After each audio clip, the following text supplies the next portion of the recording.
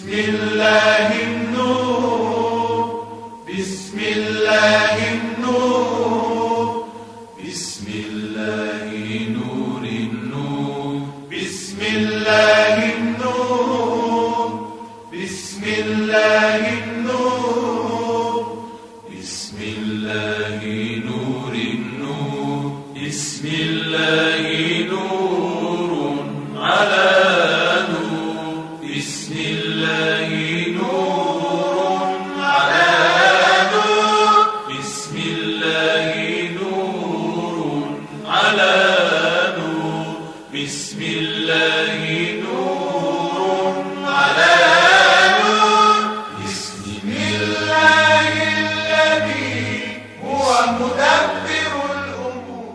اعوذ باللہ من الشیطان الرجیم. بسم اللہ الرحمن الرحیم. الحمد للہ رب العالمین والصلاة والسلام علی سید الانبیاء والمرسلین وعلی آلہ الطیبین الطاہرین المعصومین واللعنۃ الدائمۃ علی اعدائہم اجمعین. رب اشرح لی صدری ویسر لی امری واحلل عقدۃ من لسانی یفقہوا قولی.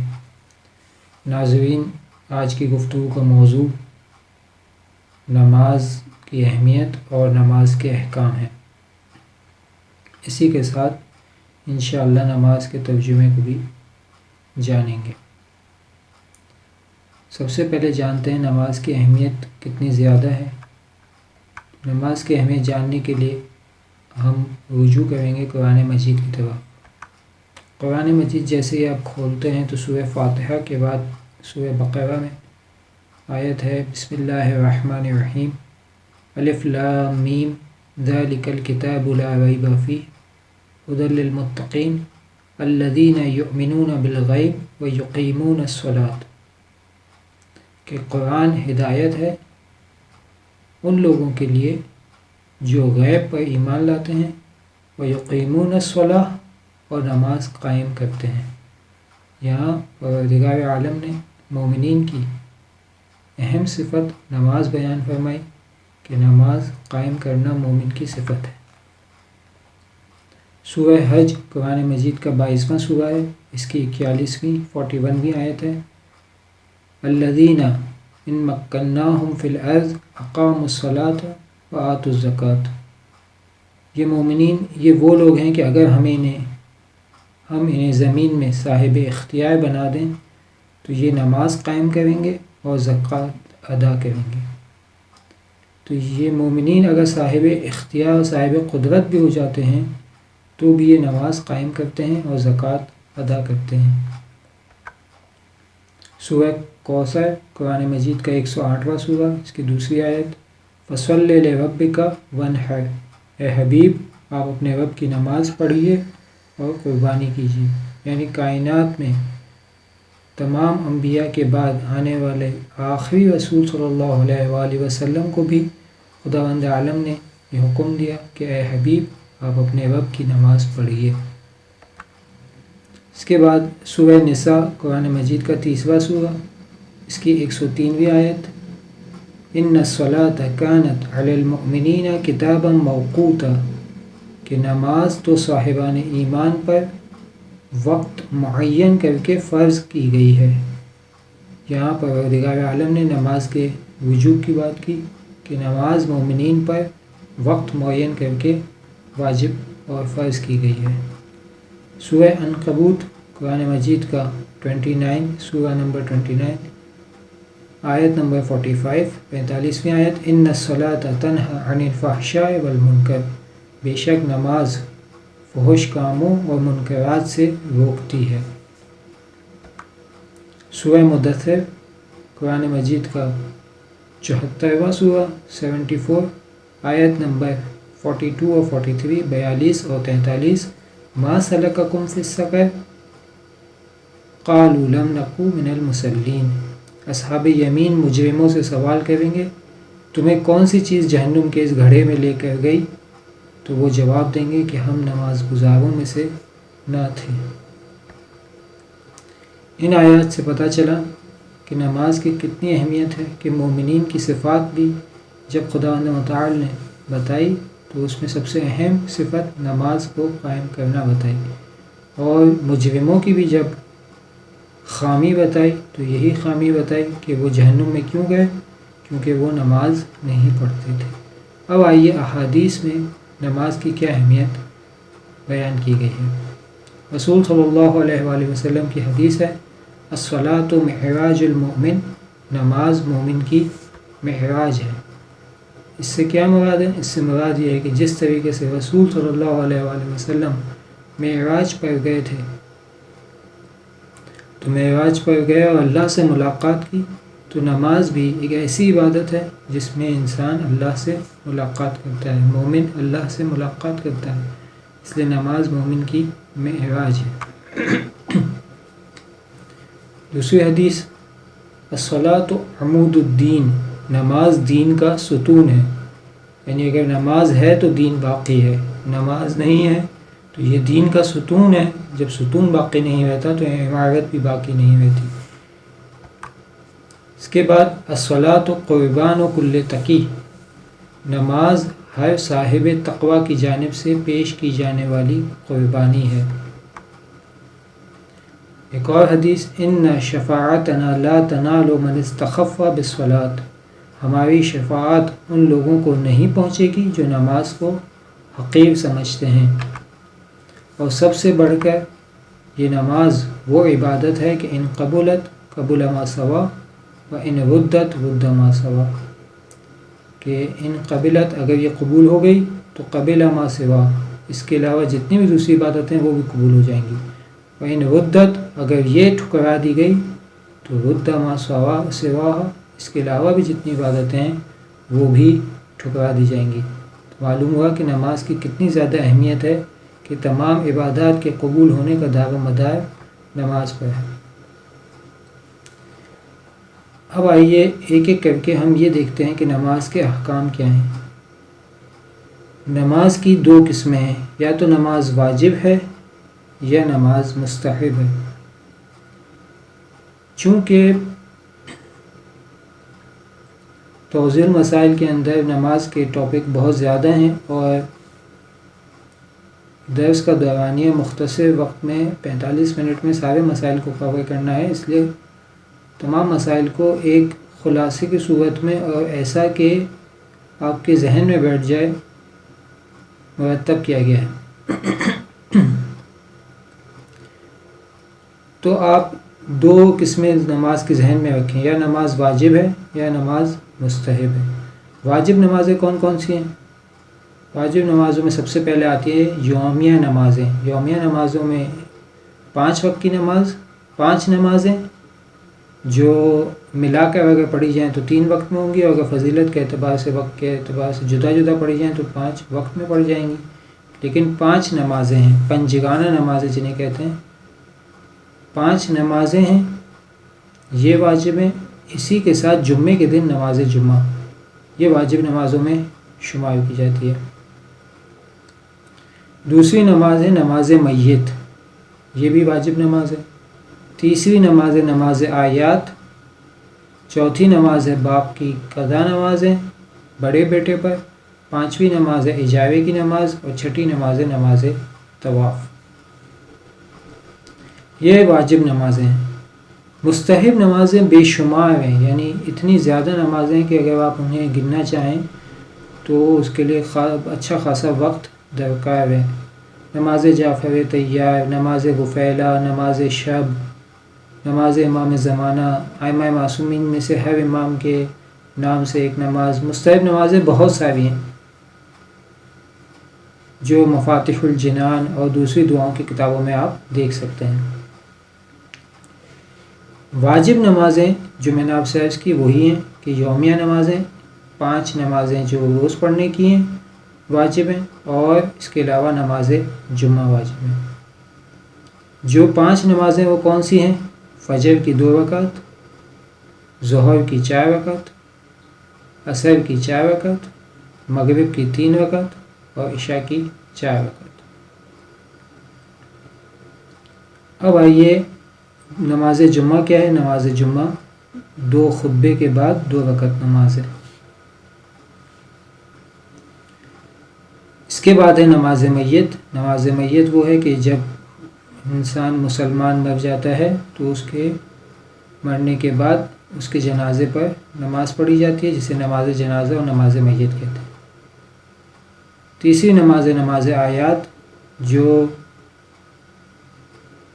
آفات کی صورت میں یا خسوف مثلا چاند گرہن اور سورج گرہن کی صورت میں پڑھنا واجب ہے. باپ کی قضا نمازیں بڑے بیٹے پر واجب ہیں. اس کے بعد اگر کوئی نماز اجارے پر لیتا ہے، یعنی اجرت لے کر نمازیں پڑھتا ہے، تو وہ بھی اس پر واجب ہو جائیں گی. اور طواف کی نماز بھی انسان پر واجب ہے.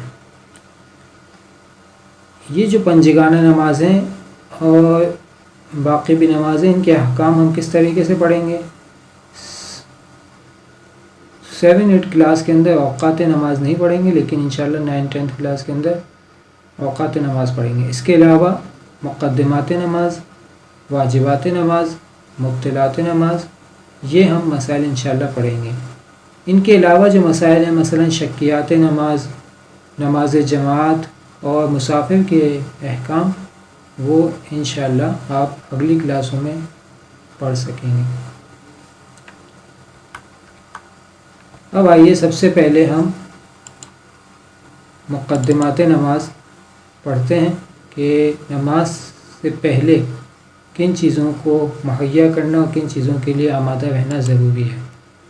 یہ تو طے ہے کہ نماز بغیر وضو، غسل یا تیمم کے نہیں ہو سکتی. یا تو وضو کرنا پڑے گا، یا غسل کرنا پڑے گا، یا تیمم. جو احکام آپ کو سکھائے گئے ہیں کہ بعض مسائل کے اندر بعض وقت انسان پر وضو واجب ہوتا ہے، بعض وقت غسل واجب ہوتا ہے، بعض وقت تیمم واجب ہوتا ہے جب وضو و غسل ممکن نہیں ہے یا ضرر کا باعث. اس کے بعد نماز پڑھنے کے لیے قبلے کا تعین کرنا ضروری ہے، تو قبلے کے احکام پڑھیں گے انشاءاللہ.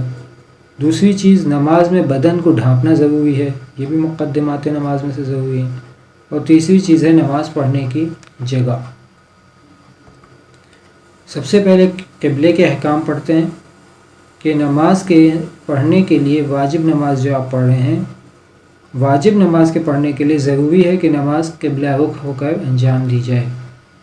یعنی جو مستحب نمازیں ہیں وہ چلتے پھرتے بھی پڑھی جا سکتی ہیں. ٹھیک ہے، اس کے لیے وضو ضروری ہے. اگر غسل واجب تھا تو غسل ضروری ہے، اگر تیمم واجب تھا تو تیمم ضروری ہے، لیکن وہ چلتے پھرتے بھی پڑھی جا سکتی ہیں. لیکن واجب نماز ضروری ہے کہ قبلہ رخ ہو کر انجام دی جائے. قبلے سے کیا مراد ہے؟ قبلے سے مراد وہ مقام ہے جہاں خانہ کعبہ بنا ہوا ہے. جو شخص خانہ کعبہ سے دور ہے، اگر اس طریقے سے کھڑا ہو جائے کہ لوگ کہیں کہ ہاں یہ قبلہ رخ ہو کر نماز پڑھ رہا ہے، تو یہ بھی کافی ہے، اور اسے قبلہ رخ ہونے کی وجہ سے قبلے کی طرف رخ کر کے نماز پڑھنا کہا جائے گا، اور کافی ہے. یہ صرف نماز کے لیے نہیں، دوسرے مسائل کے اندر بھی، مثلا حیوانات کو ذبح کرنے کے اندر بھی، اتنا کہ لوگ یہ کہیں کہ ہاں یہ قبلہ رخ ہو کر خانہ کعبہ کی طرف رخ کر کے قربانی کروائے، تو حیوانات کو ذبح کروائے، تو یہ بھی کافی ہے.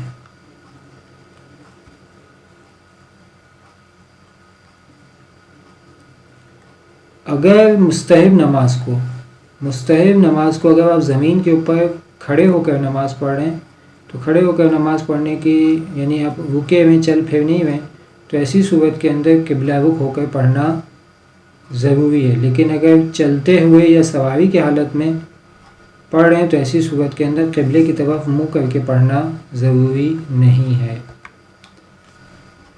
اب آئیے، جس شخص کو قبلے کی سمت کا علم نہ ہو، اسے معلوم نہ ہو کہ قبلہ کس طرف ہے، اور وہ نماز پڑھنا چاہتا ہو، تو کیا کرے گا؟ سب سے پہلے یہ حل ہے کہ وہ یقین حاصل کرنے کی کوشش کرے کسی بھی طریقے سے، کہ اسے 100% یقین ہو جائے کہ قبلہ کس طرف ہے. اگر یقین حاصل نہیں کر سکتا ہے تو پھر اطمینان حاصل کرنے کی کوشش کرے، جو 100% سے کم ہے لیکن 80%، 70% سے زیادہ ہے. اطمینان حاصل کر لیتا ہے، 90% اسے اطمینان حاصل ہو جاتا ہے قبلہ اس طرف ہے، تو ایسی صورت میں وہ اس طرف نماز پڑھے گا. اگر اطمینان بھی حاصل نہیں ہو سکتا ہے تو ایسی صورت میں پھر گمان حاصل کرنے کی کوشش کرے گا. گمان یعنی ایک یعنی اس کی مقدار 50% سے 60%، 70%، 80% نہیں ہے، بلکہ 50% سے کم ہے، 40% اس کو لگتا ہے کہ قبلہ اس طرف ہے، تو ایسی صورت میں وہ اسی رخ کی طرف نماز پڑھے گا۔ ضروری نہیں ہے 50% سے کم ہو سکتا ہے 50% سے زیادہ ہو، لیکن اطمینان کی حد تک نہ پہنچتا ہو، گمان کی حد تک ہو تو وہ بھی کافی ہے۔ اگر اطمینان و یقین تک نہیں پہنچ سکتا ہے تو یہ گمان کس طریقے سے حاصل کر سکتا ہے؟ کسی بھی علمی طریقے سے، یا یہ کہ کسی کافر کے کہنے سے ہی اگر گمان حاصل ہو جاتا ہے تو وہ بھی کافی ہے۔ اگر اسے گمان بھی حاصل نہیں ہوا، 10%، 10% بھی پتہ نہیں چل رہا کہ قبلہ کس طرف ہے، اصلاً اسے معلوم ہی نہیں ہوگا قبلہ کس طرف ہے، تو ایسی صورت میں اگر ان میں سے کچھ بھی کام نہیں کر سکتا ہے تو جس سمت بھی رخ کر کے نماز پڑھ لے کافی ہے۔ یہ قبلے کے احکام جو مختصر و خلاصتاً آپ کی خدمت میں عرض کیے۔ اب آئیے مقدمات نماز میں سے دوسرا مقدمہ ہے نماز میں بدن کا ڈھانپنا۔ اگر انسان مرد ہے تو مرد ہونے کی صورت میں بہتر یہ ہے کہ ناف سے لے کر گھٹنوں تک ڈھانپے، لیکن واجب حد یہ ہے کہ شرمگاہوں کو کم از کم ڈھانپے۔ نماز پڑھنے کے لیے واجب یہ ہے کہ شرمگاہوں کو ڈھانپے مرد کے لیے، لیکن بہتر یہ ہے کہ ناف سے لے کر گھٹنوں تک ڈھانپے۔ اگر خاتون ہے تو عورت اپنا پورا بدن ڈھانپے گی۔ وضو میں دھویا جانے والا چہرے کا حصہ کلائیوں تک ہاتھ اور ٹخنوں تک پاؤں ڈھانپنا ضروری نہیں ہے خواتین کے لیے، لیکن احتیاط مستحب یہ ہے کہ پاؤں کے تلوے بھی ڈھانپے۔ اب آئیے نمازی کا لباس۔ نمازی کے لباس کی چند شرائط ہیں، ٹوٹل 6 شرائط ہیں۔ پہلی شرط یہ ہے کہ نمازی کا لباس پاک ہو، نجس نہ ہو۔ دوسری یہ ہے کہ مباح ہو، غصبی نہ ہو۔ تیسری یہ ہے کہ مردار کے اجزاء سے نہ بنا ہوا ہو۔ چوتھی، حرام گوشت حیوان کے اجزاء سے نہ بنا ہوا ہو۔ اگر نمازی مرد ہو تو اس کا لباس خالص ریشم اور زردوزی کا مطلب کیا ہے؟ سونے کی کڑھائی سے بھی بنا ہوا نہ ہو۔ وہ کون سی صورتیں ہیں جن میں نمازی کا بدن اور لباس پاک ہونا ضروری نہیں ہے؟ پہلی یہ کہ اس کے بدن کے زخم، جراحت کس کو کہتے ہیں؟ مثلا جراحی جس کے آپریشن ہوا یا اس طریقے کی چیزیں، گھاؤ کی وجہ سے یا پھوڑے کی وجہ سے اس کے لباس یا بدن پر خون لگ جاتا ہے، تو ایسی صورت میں نمازی کا بدن اور لباس پاک ہونا ضروری نہیں ہے، کیونکہ اس کے بدن کے اوپر زخم ہے یا جراحت ہے یا پھوڑا ہے، تو ایسی صورت میں یہ حکم ہے۔ یا دوسری صورت یہ ہے کہ اسے کوئی زخم نہیں ہے، کوئی عضو اس کا مجروح نہیں ہے، ٹوٹا ہوا یا آپریشن ہوا ایسی کوئی چیز نہیں ہے، یا پھوڑا بھی نہیں ہے، بلکہ صرف ایک خون لگا ہوا ہے، لیکن اس کی مقدار بہت کم ہے۔ کتنی کم ہے؟ درہم کے برابر ہے اس کی مقدار۔ درہم کسے کہتے ہیں؟ اس کی مقدار یہ ہے کہ شہادت والی انگلی کے اوپر والا جو حصہ ہے، پور، جسے اوپر والا پور کہتے ہیں، اگر اتنی مقدار تک خون ہے تو پھر صحیح ہے، نماز مسئلہ نہیں ہے۔ اگر اس کے بدن یا لباس پر درہم کی مقدار سے کم خون لگا ہوا ہو تو ایسی صورت میں اس کی نمازی کے بدن اور لباس پاک ہونا ضروری نہیں ہے اور نماز ہو جائے گی۔ درہم کی وہ مقدار جس سے کم مقدار نماز میں معاف ہے، وہ کتنی ہے؟ وہ تقریباً شہادت والی انگلی کا جو اوپر والا پور ہے اس سے کم ہے اگر خون، تو اتنا جائز ہے۔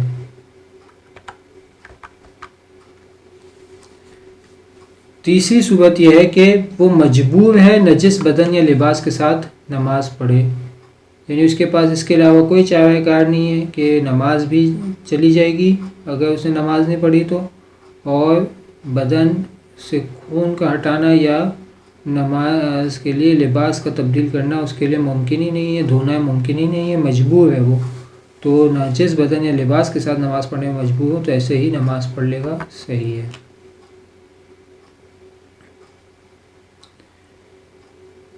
ایک ایسی صورت بھی ہے کہ نمازی کا لباس پاک ہونا ضروری نہیں، وہ یہ کہ مثلا اس کا چھوٹا لباس مثلا موزہ اور ٹوپی نجس ہو۔ اب آئیے نمازی کے لباس میں مستحب چیزیں کیا ہیں۔ مستحب چیزیں نمازی کے لباس میں یہ ہے کہ تحت الحنک کے ساتھ امامہ باندھے۔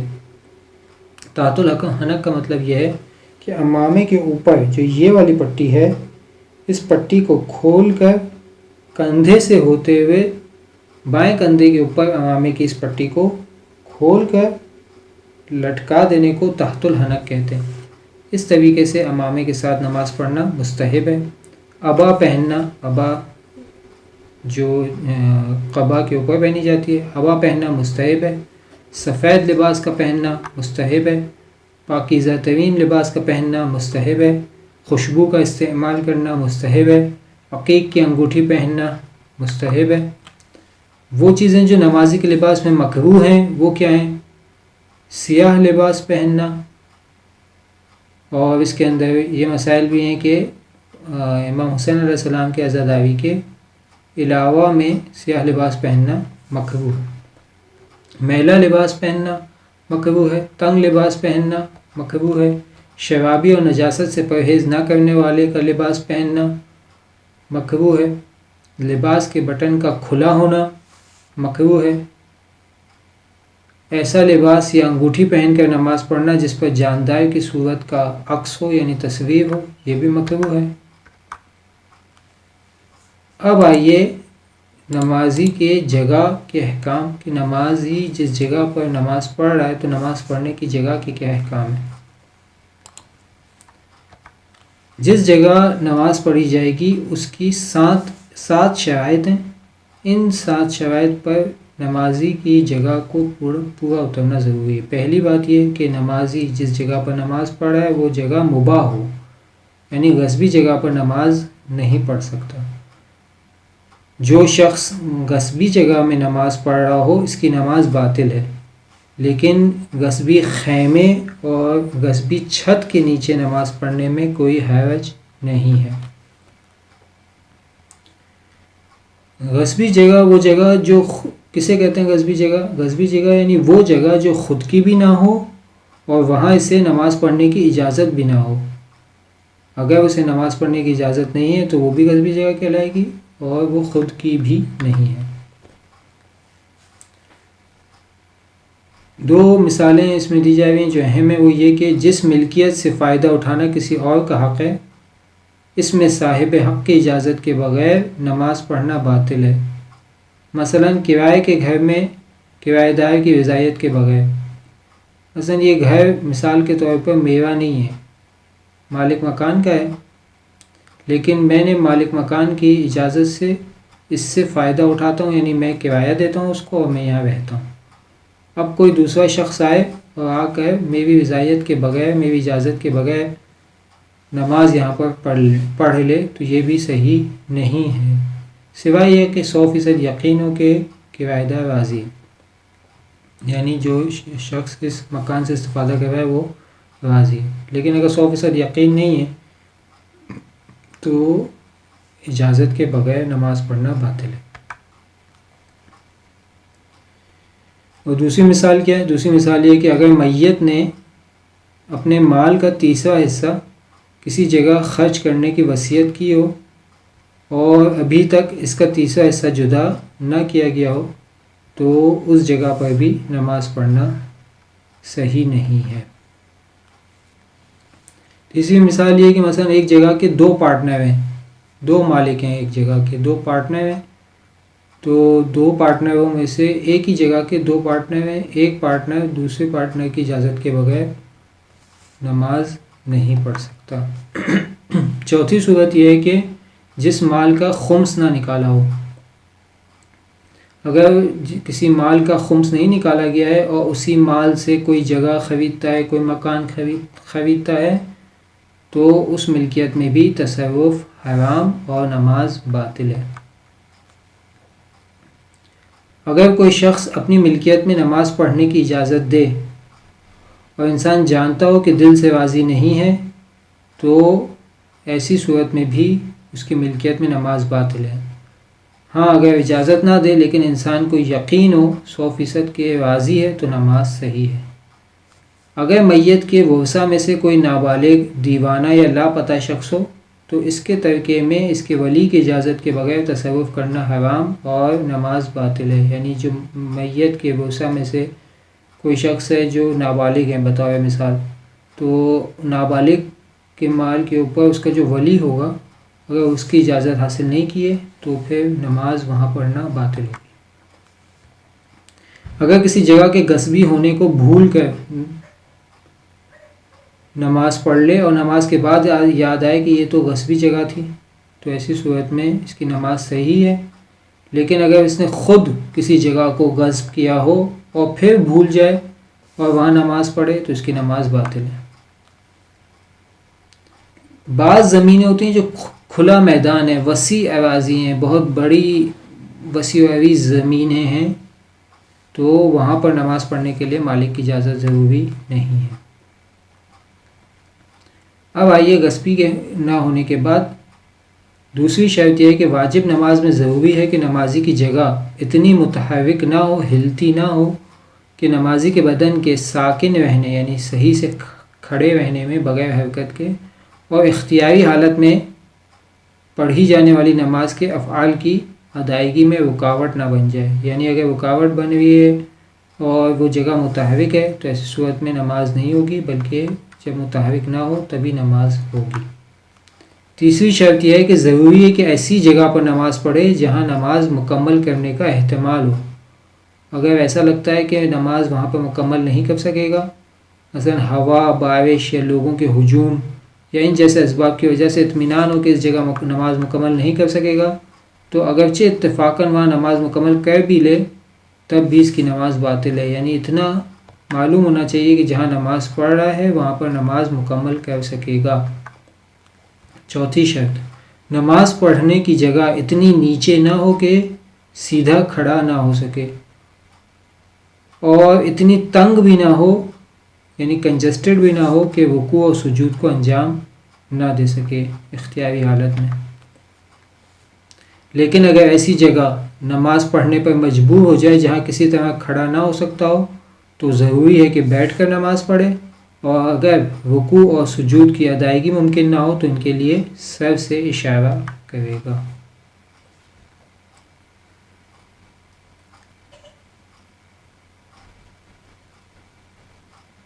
پیغمبر اکرم صلی اللہ علیہ وآلہ وسلم اور ائمہ اطہار علیہ السلام کی قبور مطہر سے آگے بڑھ کر نماز پڑھنا اگر بے حرمتی کا سبب ہو تو نماز نہ پڑھے، ورنہ کوئی حرج نہیں ہے۔ یہاں پر آیت اللہ خامنائی اور آیت اللہ سستانی کا مسئلہ یہ ہے کہ ایسی صورت میں نماز باطل نہیں ہے۔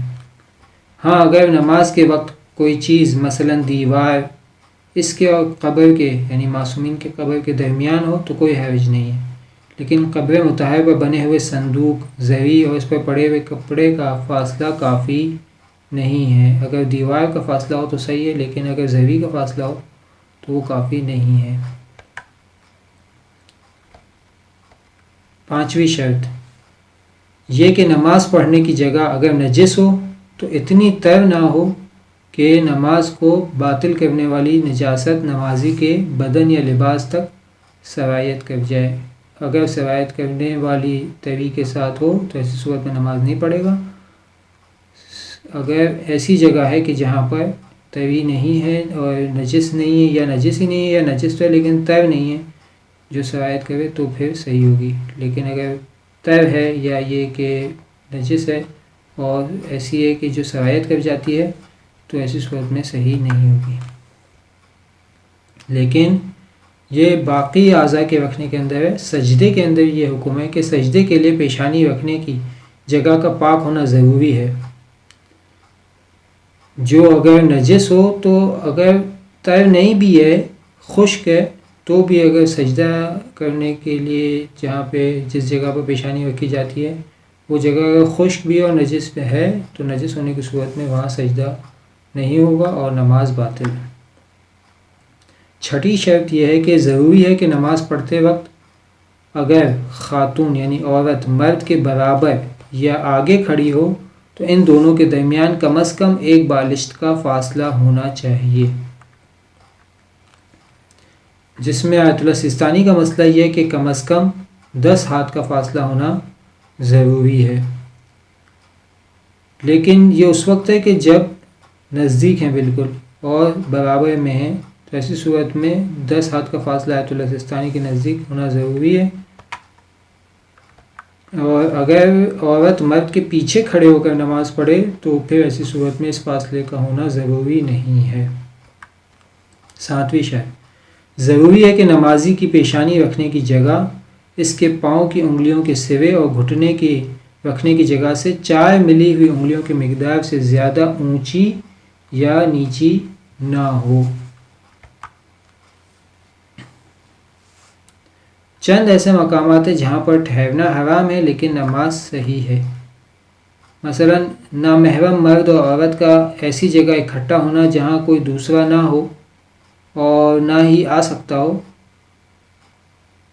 جبکہ اس صورت میں انہیں گناہ میں مبتلا ہونے کا خوف بھی ہو اور گناہ میں مبتلا ہونے کا احتمال بھی ہو، تو ان دونوں کا ایک جگہ پر اس طریقے سے اکٹھا ہونا جائز نہیں ہے۔ لیکن پھر بھی اگر نماز پڑھتے ہیں تو ان کی نماز صحیح ہوگی، ان کا اکٹھا ہونا صحیح نہیں ہوگا۔ بعض ایسی جگہیں جہاں پر کھڑا ہونا اور ٹھہرنا صحیح نہیں ہے، اس میں سے ایک یہ ہے کہ ستار یا اس جیسی چیزیں بجائی جاتی ہیں جو لہو و لعب کی ہیں، وہاں پر بھی ٹھہرنا صحیح نہیں ہے، تو وہاں پہ بھی لیکن اگر نماز پڑھتا ہے تو نماز صحیح ہے، بھلے اس کا ٹھہرنا حرام ہے۔ وہ مقامات جہاں نماز پڑھنا مستحب ہے، سب سے پہلی جگہ جہاں پر نماز پڑھنا مستحب ہے وہ مسجد ہے۔ اسلام میں اور شریعت میں مسجد میں نماز پڑھنے کی بہت زیادہ تاکید آئی ہے، لیکن مساجد میں بھی فضیلت کے اعتبار سے کچھ ترتیب ہے کہ کون سی مسجد میں زیادہ فضیلت ہے۔ سب سے پہلے مسجد الحرام، اس کے بعد مسجد نبوی صلی اللہ علیہ وآلہ وسلم، اس کے بعد مسجد کوفہ، پھر بیت المقدس کی مسجد، پھر 5ویں نمبر پہ شہر کی جامع مسجد، 6 نمبر پر محلے کی مسجد اور 7ویں نمبر پر بازار کی مسجد میں نماز پڑھنا مستحب ہے۔ خواتین کے لیے سب سے بہترین جگہ کیا ہے؟ خواتین کے لیے بہتر ہے کہ اپنی نماز ایسی جگہ پڑھیں جو نامحرم سے محفوظ ہونے کے اعتبار سے دوسری جگہوں سے بہتر ہو، اب چاہے وہ گھر ہو یا مسجد ہو، اگر وہ نامحرم سے محفوظ ہونے کے اعتبار سے دوسری جگہوں سے بہتر ہے تو وہاں نماز پڑھنا بہتر ہے۔ ائمہ علیہ السلام کے حرم مطہر میں نماز پڑھنا مستحب ہے، بلکہ بعض روایات کے مطابق حضرت امیر المؤمنین اور سید الشہداء علیہ السلام کے حرم میں نماز مسجد سے افضل ہے۔ چند اہم مسائل: مسجد میں زیادہ جانا اور جس مسجد میں نمازی نہ ہوتے ہوں وہاں جانا مستحب ہے، اور مسجد کے پڑوسی کے لیے بغیر کسی عذر کے مسجد کے علاوہ کسی جگہ نماز پڑھنا مکروہ ہے۔ انسان کے لیے مستحب ہے کہ مسجد میں نہ جانے والے کے ساتھ کھانا نہ کھائے، کاموں میں اس سے مشورہ نہ لے، اس کا ہمسایہ نہ بنے، اس سے لڑکی نہ لے اور نہ ہی اسے لڑکی دے۔ وہ مقامات جہاں نماز پڑھنا مکروہ ہے: حمام میں نماز پڑھنا، نمکزار میں نماز پڑھنا، انسان کے سامنے نماز پڑھنا، کھلے ہوئے دروازے کے سامنے نماز پڑھنا، سڑک اور گلی کوچوں میں جبکہ وہاں سے گزرنے والوں کے لیے تکلیف کا باعث نہ ہو، اور اگر تکلیف کا باعث ہو تو حرام ہے۔ آگ اور چراغ کے سامنے نماز پڑھنا مکروہ ہے، باورچی خانے میں، اور اسی طرح ہر اس جگہ جہاں آتش دان ہو، آتش دان یعنی جہاں آگ جلائی جاتی ہو، کنویں اور پیشاب کی کھڈی کے سامنے بھی نماز پڑھنا مکروہ ہے، جاندار کی تصویر اور مجسمے کے سامنے بھی مکروہ ہے، مگر یہ کہ ان پر پردہ ڈال دیا جائے تو مکروہ نہیں ہے۔ جس کمرے میں کوئی جنوب شخص ہو جس پر غسل جنابت واجب ہو تو وہاں بھی نماز پڑھنا مکروہ ہے۔ جہاں ارد گرد جاندار کا عکس ہو اگرچہ کہ نمازی کے سامنے نہ ہو تو بھی مکروہ ہے۔ قبر کے سامنے مکروہ ہے، قبر کے اوپر مکروہ ہے، 2 قبروں کے درمیان نماز پڑھنا مکروہ ہے، قبرستان میں مکروہ ہے۔ لوگوں کی گزرگاہ پر یعنی جہاں سے لوگ گزرتے ہیں یا کسی کے سامنے نماز پڑھنے والے کے لیے مستحب ہے کہ اپنے سامنے کوئی چیز رکھے جو اگر لکڑی یا رسی بھی ہو تو کافی ہے۔ اب آئیے واجبات نماز کیا ہیں۔ واجبات نماز کل 11 ہیں. ایک ایک کر کے آپ نوٹ کرتے جائیے. نیت، تکبیرۃ الاحرام، قیام، رکوع، سجود، قرات، ذکر، تشہد، سلام، ترتیب اور موالات. یہ 11 واجبات ہیں جو نماز میں واجب ہیں. نیت، تکبیرۃ الاحرام، قیام، رکوع، سجود، قرات، ذکر، تشہد، ترتیب اور موالات. 11 واجبات ہیں. تکبیرۃ الاحرام کسے کہتے ہیں؟ تکبیرۃ الاحرام یعنی نماز کی ابتدا میں اللہ اکبر کہنا. باقی چیزیں واضح ہیں، آہستہ آہستہ اس کو واضح کرتے جائیں گے. موالات کسے کہتے ہیں؟ موالات یعنی نماز کے اجزاء کو پے در پے ایک کے بعد ایک انجام دینا. واجبات کو اگر آپ اس اعتبار سے کہ کن واجبات کو چھوڑ دینے کی صورت میں عمدن اور سہون چھوڑ دینے کی صورت میں نماز باطل ہو جاتی ہے، اس اعتبار سے تقسیم کریں تو بعض واجبات واجبات رکنی ہیں اور بعض واجبات واجبات غیر رکنی ہیں. واجبات رکنی کون سے ہوتے ہیں؟ واجبات رکنی وہ ہیں کہ اگر انہیں جان بوجھ کر زیادہ کر دے یا کم کر دے، تو اگر اس نے جان بوجھ کر کیا ہے تو ایسی صورت میں اگر انہیں انجام نہیں دیتا ہے تو نماز باطل ہے، چاہے بھولے سے یا جان بوجھ کر.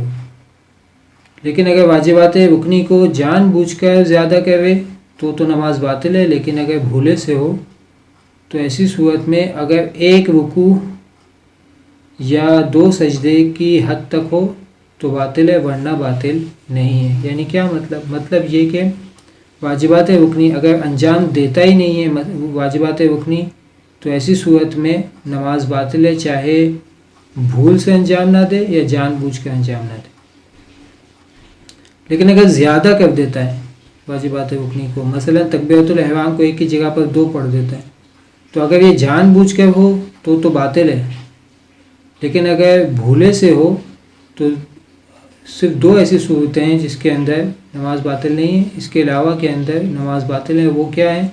وہ یہ کہ اگر بھولے سے ایک رکوع کو اضافہ کر دیتا ہے یا 2 سجدے تک اضافہ کر دیتا ہے تو ایسی صورت میں تو باطل ہے. لیکن اگر ان 2 صورتوں کے علاوہ ہے تو باطل نہیں ہے، بھول سے اگر ہو جاتا ہے. واجبات رکنی ہیں کون کون سے؟ 5 واجبات رکنی ہیں. نیت، تکبیرۃ الاحرام، قیام متصل بے رکوع، خود رکوع اور 1 رکعت کے 2 سجدے.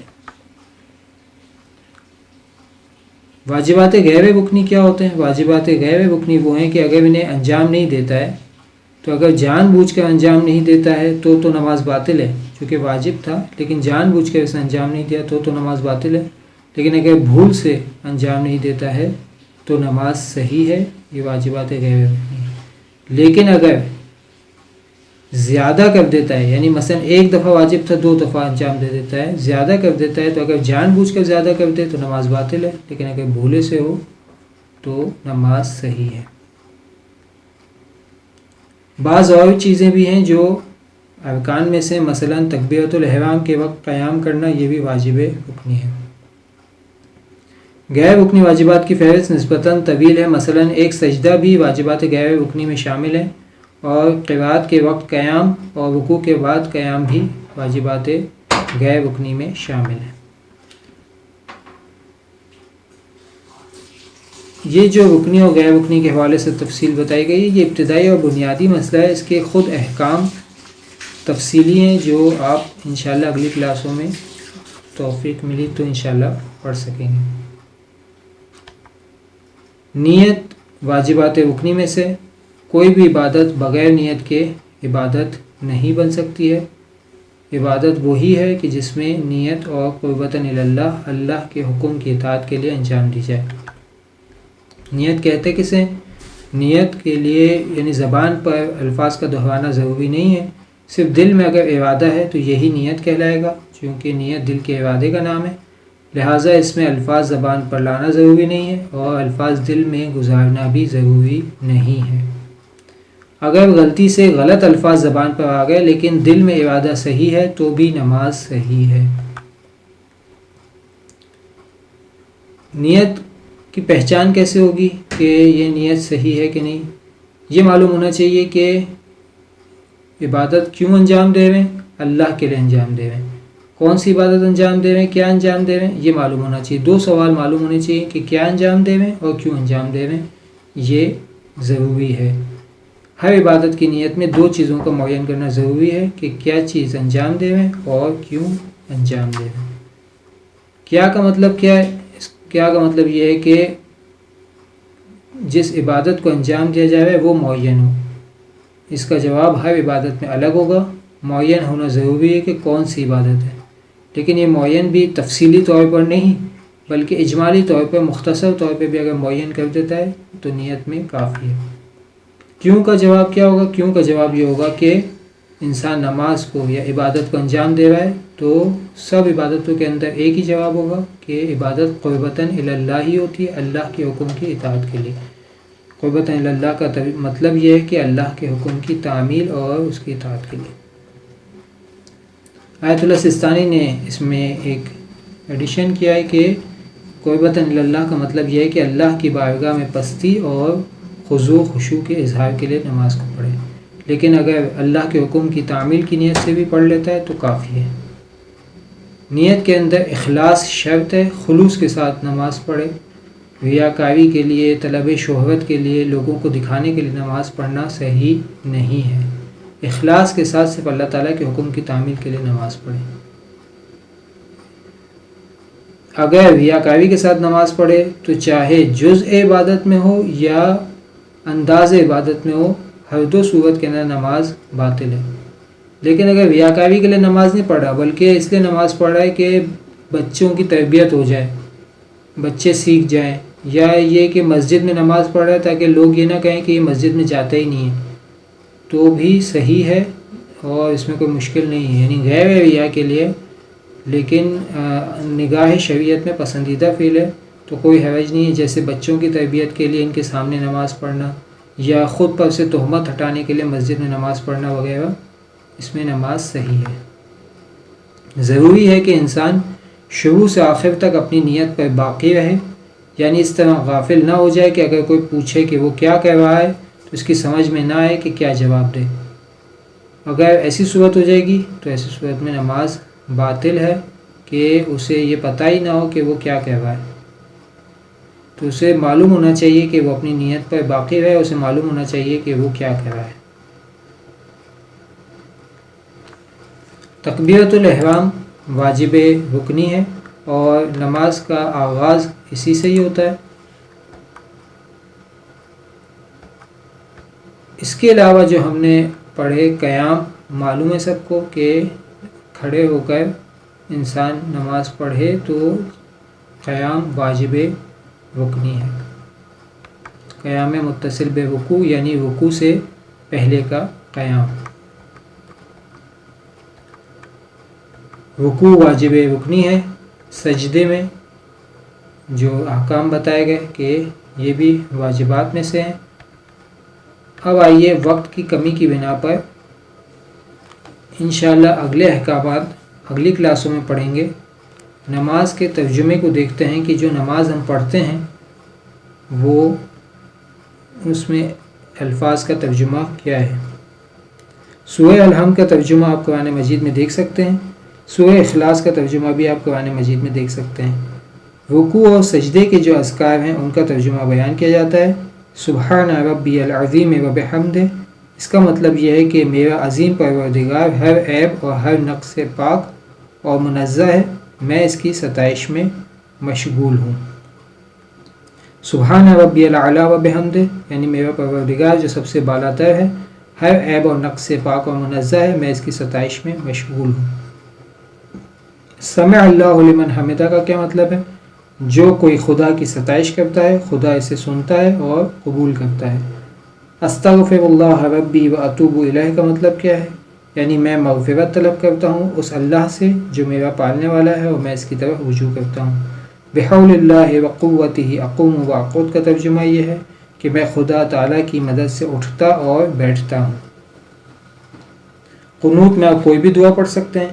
تسبیحات اربع کا ترجمہ یہ ہے کہ سبحان اللہ والحمد للہ ولا الہ الا اللہ واللہ اکبر، یعنی اللہ پاک و منزہ ہے اور ثنا اسی کے لیے مخصوص ہے، اور اس اللہ کے علاوہ کوئی پرستش کے لائق نہیں، اور وہ اس سے بالاتر ہے کہ اس کی توصیف کی جا سکے۔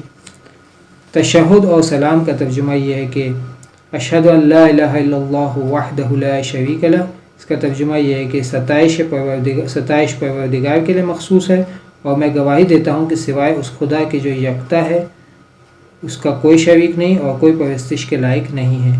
واشہد ان محمدا عبدہ ورسولہ، میں گواہی دیتا ہوں کہ محمد صلی اللہ علیہ وآلہ وسلم اللہ کے بندے اور اس کے رسول ہیں۔